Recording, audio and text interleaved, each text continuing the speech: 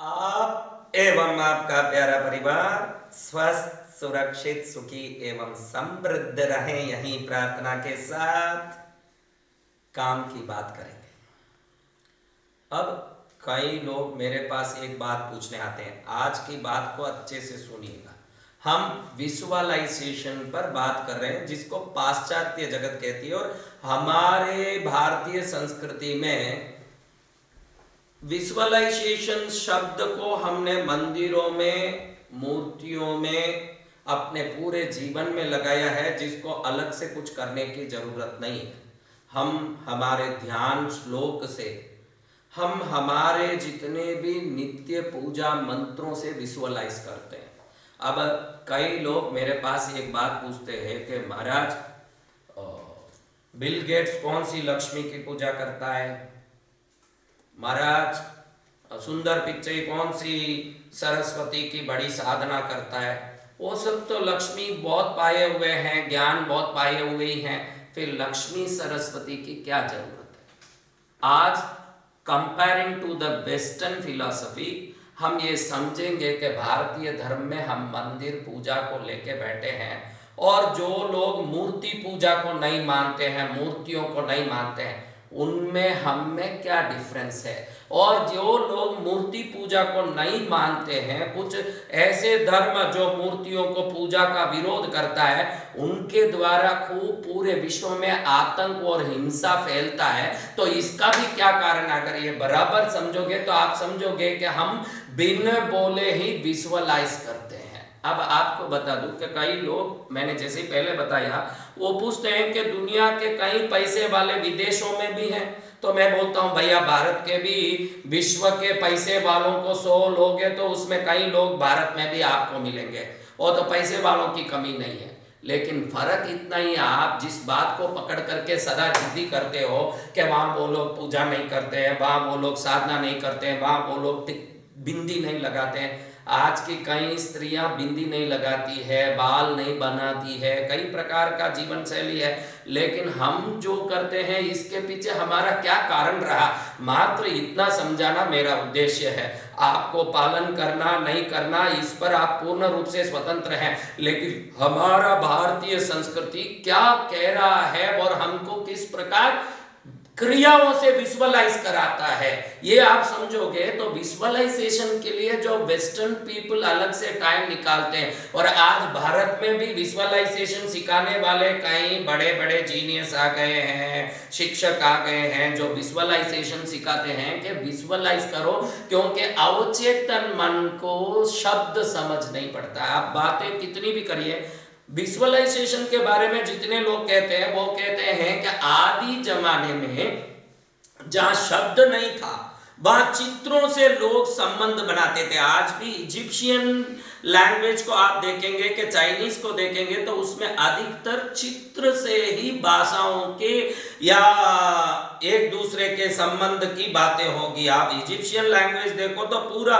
चित्रमय लैंग्वेज है, और चाइना के लैंग्वेज को भी चाइनीज देखोगे आप तो बहुत सारे शब्दों की लैंग्वेज, कम से कम 5 लाख अलग अलग प्रकार के लिपियों से चाइनीज लैंग्वेज बनती है। और इजिप्शियन लैंग्वेज में देखो तो जिसमें उल्लू है, गीदड़ है, कई प्रकार के जीवों को लैंग्वेज में यूज करते हैं। उनके language, the Egyptian language is a drawing language, जिसको हम विजुअलाइजेशन का बेसिक लैंग्वेज मानते हैं, क्योंकि लैंग्वेज को सबकॉन्शियस माइंड नहीं समझता है, और आप सबकॉन्शियस माइंड में कोई भी चीज को पहुंचाए बगैर उसको पा नहीं सकते। जैसे हमने पहले ही देखा कि कोई ड्राइविंग करने वाला हर दम उसको रिपीट करता है, तो बहुत आसानी से वो ड्राइव करता है, उसको मालूम भी नहीं करता कहाँ कब डेस्टिनेशन पर, लक्ष्य तक पहुंच गया, मंजिल तक पहुंच गया।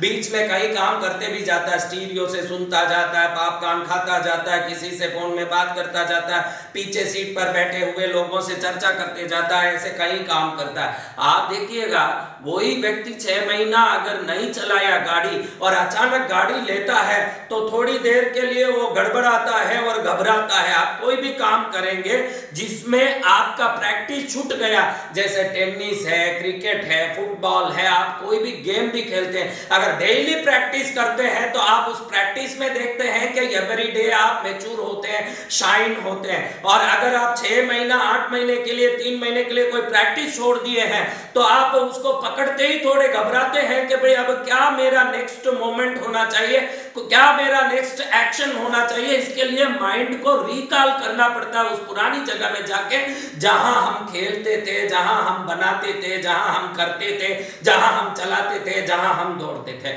अब ये क्यों होता है भाई?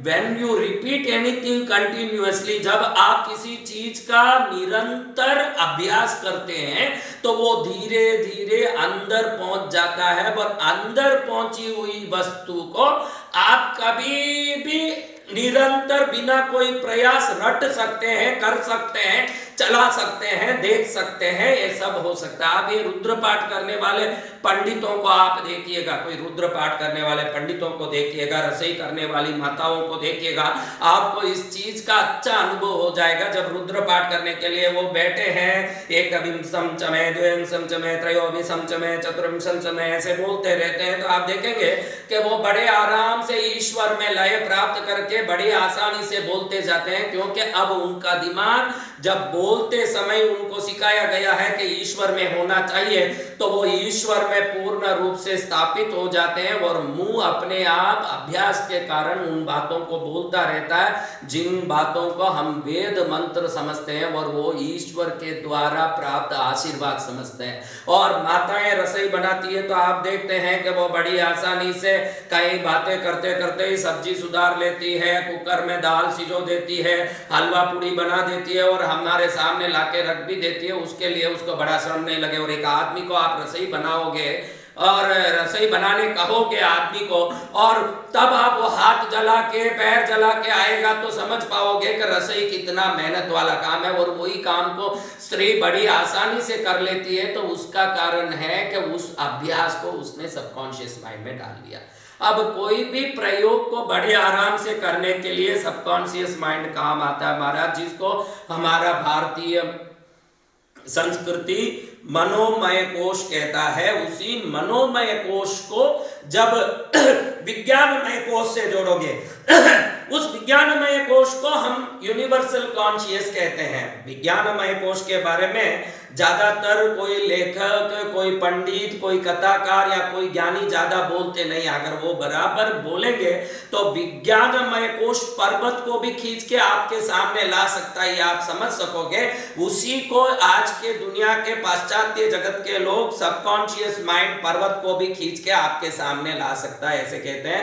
यूनिवर्सल कॉन्शियस पर्वत को भी खींच के आपके सामने ला सकता है, ऐसे कहते हैं। जिसको वो यूनिवर्सल कॉन्शियस, गैलेक्सियल कॉन्शियस, अनकॉन्शियस और सबकॉन्शियस कहते हैं। उन सबको हमारे भारतीय संस्कृति में विज्ञानमय कोश शब्द से जोड़ दिया। और विज्ञानमय कोश की जो बात है वो इतनी अच्छी बात है कि आपको अगर उसका जो तरीका समझाऊं कि वो किस प्रकार काम करता है। और हमने बहुत देखिए वेस्टर्न फिलोसॉफिस्ट के पास, जो पाश्चात्य जगत के तत्वज्ञानी हैं, उनके पास मन संबंधी बात ही है। आपको अच्छे से बता दूं, अगर इसको मैं जो बातें बोल रहा हूं आपको टफ लगे तो भी सुनिएगा, क्योंकि सफल होने के लिए कोई भी मूल्य देना पड़े, सफल होने के लिए कोई भी कीमत चुकाना पड़े तो चुका के भी व्यक्ति को सफल होना चाहिए। कोई बोलता है कि सफल तो होऊंगा लेकिन फोगट में होऊंगा, तो फोगट में संसार का कोई व्यक्ति सफल नहीं हुआ। हमारे साधु संत कथाकार ऋषि मुनि सदा लोगों को सुनाते आए और सुनाते सुनाते उन्होंने कहा कि कम से कम सुनने का काम तो भी कर। जब सुनेगा तो तू जागरूक हो जाएगा और तू जागरूक हो जाएगा तो तू सफल हो जाएगा। ध्यान रखना, कई बातें मैंने पहले ही बताया एक प्रवचन में इसके पहले कि हम महीना 15 दिन में छोड़ देते हैं। उस बात को मैं आगे नहीं बढ़ाया। मैंने ऐसे सोचा था कि हम भारतीय संस्कृति के बारे में धीरे धीरे समझते सीखते जाएंगे। पहले पहले आपको ये बात टफ लगती होगी, लेकिन आगे मैं चल के इसको बहुत सरल कर दूंगा। आपको बहुत आनंद आएगा आगे सुनने में कि इतना सरल है मेरा धर्म, जिसको पकड़ के चलो। तो आप ध्यान रखिएगा, एक अंधे को कोई व्यक्ति मदद करना चाहता है, वो रास्ता पार कराना चाहता है, रोड पार कराना चाहता है, जिस रोड में ट्रैफिक बहुत हो, गाड़ियां बहुत आती हो, हॉर्न बहुत बजते हो, आवाज बहुत होता हो, तो वो अंधा घबराता है कि मैं कैसे पार करूं। लेकिन जब कोई दूसरा व्यक्ति उसका लाठी को एक हाथ में पकड़ लेता है, उसको कहता है कि इस लाठी के दूसरे कोर को तू पकड़ ले, और लाठी जैसे जैसे आगे बढ़े तू बढ़, और उस लाठी को कोई दूसरा चलाता है, और इस लाठी को पकड़ के बड़े आराम से वो रास्ता पार करके अगले सामने के मार्ग पर पहुंच जाता है। भारतीय संस्कृति में वो हमारे जितने भी पूर्व के ऋषि मुनि हैं, वो लाठी को उस चोर में पकड़ने वाले हैं, और उन्होंने जो बताया वो जितने उपाय और संस्कृति वो लाठी है, और हम वो अंधे हैं जिनको विश्वास के साथ उस लाठी का इस कोर को पकड़ना चाहिए। निश्चित हम भी उस पार पहुंच के ही रहेंगे। और आपको ध्यान रखना, उस पार पहुंचने के लिए किसी का विश्वास करना ही पड़ेगा, और महंगा वो पड़ेगा जो बाहर के देशों के लोगों के पुस्तक और उनके ज्ञान को पढ़ के पैसा दे के लाठी पकड़ोगे। पता नहीं चलेगा कि भाई वो क्या समझा रहा है, क्या हो रहा है। हम बड़े विश्वास के साथ, समझ के साथ हमारी संस्कृति को पकड़े। जिसने भारतीय संस्कृति को पकड़ा उसने सफलता को ही पकड़ा। ये कैसे मैं अच्छे से निरूपित कर दूंगा जब ये प्रवचन आगे चलेंगे। आप देखते रह जाओगे कि सफलता हमारे मात्र जैसे मंदिर के बाहरी चप्पल छोड़ के हम चले जाते थे अंदर, तो उसमें भी सफलता छुपी है, क्योंकि हम ऊर्जाओं को ग्राउंड में भी मानते हैं। हम उसको ग्राउंड चक्रास कहते हैं। आज फॉरेन भी ग्राउंड चक्रास के बारे में मानता है। जैसे शरीर में जितने चक्रास हैं, वैसे भूमि में भी चक्रास मानते हैं, और वो चक्रास सबसे ज्यादा आध्यात्मिक क्षेत्रों में जगा हुआ मानते हैं। और आजकल तो हम किचन में भी चप्पल पहन के जा रहे हैं, डाइनिंग टेबल में भी चप्पल पहन के खा रहे हैं, और बेडरूम तक चप्पल पहन के जा रहे हैं। इस प्रकार की शैली जिन्होंने अपना लिया, उनको जमीन से आने वाली ऊर्जा की क्या पता लगेगी ना। वो ऊर्जा नंगे पैरों में जब घुसती है तो 70 प्रकार के बीमारियों को किस प्रकार दूर करती है, ये क्या पता लगेगा। अब तो हम चप्पल पहनने के अधीन हो गए, क्योंकि अब बिना चप्पल तो हम जंगली लगते हैं, बिना चप्पल हम अनसिविलाइज्ड लगते हैं। भाई मैं तो बड़ा जंगली लगता हूं, मुझे तो चप्पल के साथ ही लाइब्रेरी में पुस्तक पढ़ने। हमारे दादा दादी मुझे कहते हैं, पुस्तक है बेटा, इसको नमस्कार के पकड़ के पढ़।